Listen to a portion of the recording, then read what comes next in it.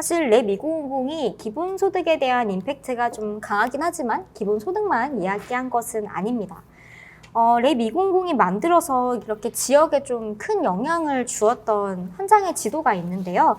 2018년도에 발표했던 고용위기 시그널 지도입니다. 네, 바로 지금 보이시는 요 지도인데요. 제조업 고용 위기가 다가오던 시절에 각 지역에 미칠 영향들을 이렇게 미리 이야기해 볼 수 있어서 주목을 받았던 연구입니다. 이 연구를 직접 수행했던 황세원 랩 2050 연구위원님을 모시고 말씀 좀 드려보려고 하는데요. 제가 연결해 보겠습니다. 잠시만요. 네, 황세원 연구위원님 안녕하세요. 네, 안녕하세요. 황세원 연구위원님은 지금 경제사회노사정위원회 공익위원도 맡고 계시고 또 1인 연구소 대표이시기도 한데요. 이전에 제작하신 고용위기 시그널 지도의 아이디어 구상의 계기가 궁금합니다. 그게 지금 뭐 저희 고동현 연구원하고 또 서재규 연구위원님하고 다 같이 이제 아이디어 회의도 하고 하면서 발전시켰던 건데, 좀 처음에 문제의식은 좀 그런 거였어요. 그러니까 저는 원래 이제 그 다른 연구소에 있을 때부터 좋은 일의 기준, 특히 좀 젊은 세대, 청년 세대가 어떤 일을 좋은 일이라고 생각하나, 이런 것들을 계속 연구를 해왔는데, 그게 뭐 그런 설문조사 결과 발표도 하고 해봤지만 좀 이런 비판을 받았어요. 이제 그 서울에 좀 좋은 대학 나온 청년들 얘기가 아니냐. 그런 청년들이야 뭐 근로조건도 따지고 뭐도 따지고 하겠지만, 그건 뭐 서울 수도권에만 좀 한정된 얘기고, 보통 뭐 특히 지방 도시에서는 제조업 특히 대공장, 대기업 일자리가 여전히 좋은 일자리고, 그 일자리들을 지켜내야 되고 더 어쨌든 하나로 늘려야 되고, 이런 논의를 아직도 하고 있는데 너무 동떨어진 얘기다, 지방에서 볼 때는. 그런 지적을 좀 받았어요. 근데 저는 이제 뭐 그렇다고 해서 의미가 없는 건 아니지만, 저는 그 말이 별로 이렇게 동의가 안 되는 점이 좀 있었거든요. 지역에 사는 청년들이라고 해서, 아니면 또 기성세대라고 해서 좋은 일을 생각하는 기준이 완전히 다를 거라고 생각하지 않는데, 왜 이런 현상이 있을까, 뭐 그런 고민을 하다가, 그런 일련의 생각 중에서 또 그렇게 연구나 데이터, 통계로 보여줄 수 있는 부분은 또 그거대로 연구를 따로 하고 싶어가지고, 그때 이제 그 지도를 만든 취지는, 그러면 그렇게 좋다고 하는 지방 도시 일자리들은 특히 안정성이 높다는 거잖아요.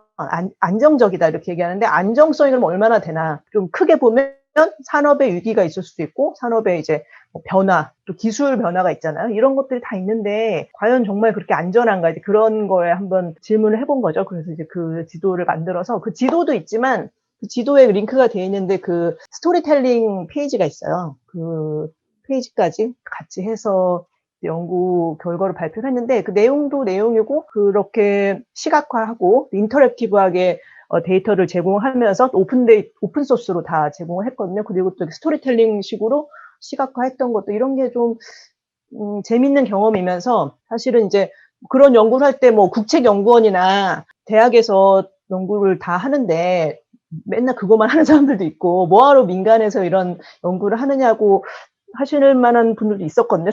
아니, 그런 자문 처음 받을 때. 근데 어쨌든 이렇게 또 다른 방식으로 이렇게 대중한테 알리고 소통하는 이런 점에서 확실히 의미가 있었다는 또 평가를 나중에 받았고, 뭐 그런 새로운 시도였다고 생각합니다. 네. 네, 그 말씀해 주신 것들 중에서 그 좋은 일자리에 대한 부분들 연결해서 정규직 다시 생각하기, 그리고 청년 일자리 지향에 대한 연구, 이런 것도 하셨는데요. 이런 일들에 대해서 뭐 미래에는 어떤 일을 할까, 또 어떤 일자리들이 있을까 등등 관련해서 어떤 연구나 노력이 더 필요할 것 같다라는 생각을 가지시는지 궁금합니다.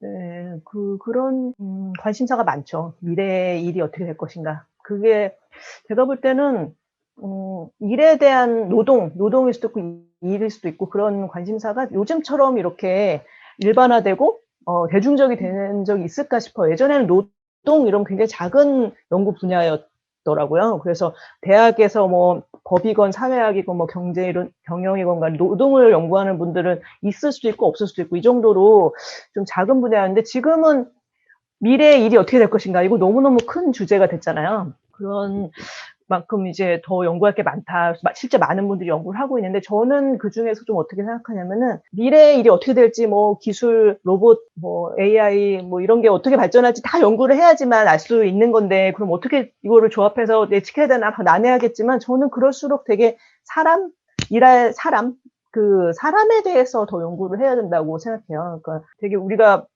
공상과학 이런 걸 하다 보니까 뭐 로봇이 일자리를 가져간다 그러면 그 로봇이 마치 출퇴근하면서 뭐 월급 받고 세금 내는 것처럼 생각을 하는데 전혀 그런 게 아니잖아요.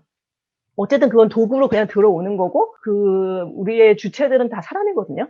그러니까 그런 공상과학을 할 게 아니라 사람이 어떻게 일하고 싶은지, 사람이 일을 어떤 의미를 가지고 대하는지, 자기 인생에서 삶에서 어떤 존재로 생각하는지, 그리고 어떤 일을 하고 싶은지 이런 것들을 연구하는 게 그리고 제가 그 연구를 랩에서 했던 의미가 어떤 게 있다고 생각하냐면은 제가 그때 옛날에 농담처럼 그런 얘기도 했어요. 그 랩이 기본소득을 연구하는데 왜 좋은 일자리 연구를 하느냐. 그게 서로 이제 만나는 지점이 있고 특히 이런 고용위기 시그널 연구는 프리퀄이다. 그러니까 이게 있고 그 다음에 이제 원래 오는 거죠. 네. 그거를 이제 우리가 어떤 일을 하고 싶은지의 의미에서 소득이라든지 그 분배의 문제를 좀 분리할 수 있으면 또 다른 사고들을 할 수 있잖아요. 이제 그런 취지에서 그 랩에서 같이 접점을 이어서 연구를 했었던 건데 그런 관점을 계속 유지를 하면서 이제는 꼭 옛날처럼 내가 독립적인 경제 활동을 하기 위해서라는 목적만으로 일을 하는 건 아니잖아요. 다른 가치가 있잖아요. 그런 것들을 좀 더 연구하고 그렇게 해서 일의 의미를 찾아서 소득과의 관계를 다시 설정하는 이런 것들이 좀 필요하지 않을까 생각하고 있습니다. 아, 네. 감사합니다. 이런 기계나 기술이 수단과 도구라는 영역이고 결국은 좀 사람과 일 그 자체에 집중하는 것이 필요하다는 메시지로 읽혔고요. 랩에서도 그런 부분들을 잘 이어가서 연구 계속 할 수 있도록 하겠습니다. 연결 도와주셔서 감사하고요. 회원님 그러면 다음에 또 뵙도록 하겠습니다. 네, 고맙습니다. 네, 고맙습니다.